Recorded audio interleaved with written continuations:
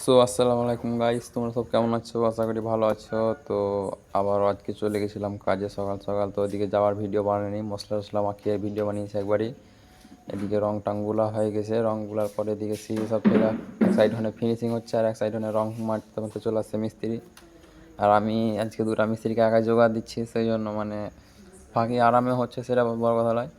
আর এদিকে মিস্ত্রি এক নিচে মানে কাজ হচ্ছে আর নিচেই হচ্ছে, আর এটা কালকে হবে চাতালটা, আর এদিকে নিচকা সিঁড়িটা আজকে আধেকটা হবে, মানে 6-7টা ধাপ হবে আজকে করতে চলে যাবো, কারণ রোজা আছি। যাই হোক, রোজা রেখে কাজ করা খুব মুশকিলই আছে। আর এই যে সিঁড়িটা দেখছো নিচেরটা, এটা মানে 4-5টা হয়ে গেছে ধাপ, এটা কালকে আবার এখান থেকে চালু করবো, আর উপরে চাতালটা কালকে হয়ে যাবে, কালকে দেখাবো ইনশাল্লাহ।